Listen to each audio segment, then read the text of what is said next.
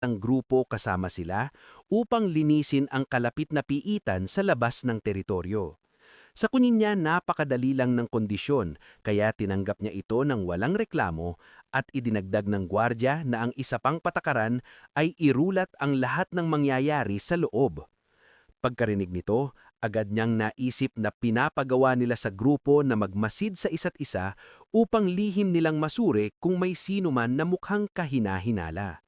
Ang gwardya ay talagang nagulat na napansin niya ang lahat ng iyon at tinanong kung siya ba talaga ay isang barbaro dahil palagi niyang iniisip na sila ay isang magaspang na lahi lamang at ito ang una niyang nakilala na talagang katulad niya. Sabi ng gwardya na dapat na silang umalis ngayon na malinaw na ang lahat. Ang eksena ay lumipat sa isang matandang lalaki na nagngangalang Alejandro Tiranos, isang nag-aaktang paladin na labis na nakakalungkot na kailangan niyang pumasok sa isang piitan kasamang isang daga na nagnanakaw ng mga supot ng tao kahit na pinapayagan ito ng batas. Ang magnanakaw na tinutukoy, si Cousin Hark, ay nainis nang marinig ang reklamo ng matanda at tinanong kung galit ba si Tiranos sa kanya nang walang dahilan, dahil lang sa may isang random na magnanakaw na niloko siya minsan at tumakas gamit ang kanyang ipon sa buhay. Ang komentong iyon ay nagpagalit kay Tiranos at nainis siya na ang isang maliit na magnanakaw ay naglakas loob na insultuhin ang isang paladin tulad niya.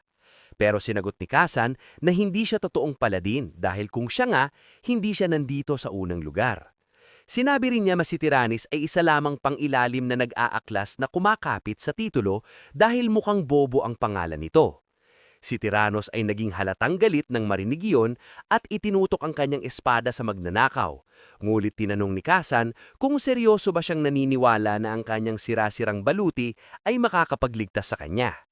Sa sandaling malapit na silang magsimula ng laban, magalang na humiling si Hayes, ang kleriko, na tumigil sila at nakinig sila kahit na malinaw na gusto nilang maglaban.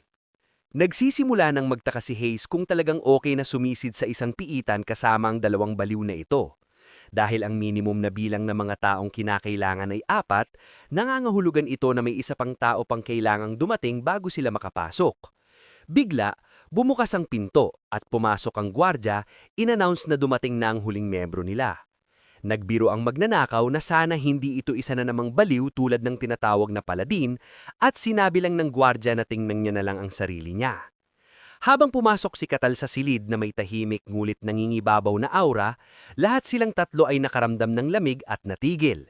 Nahahabag sa takot habang siya'y naglalakad ng walang pakialam.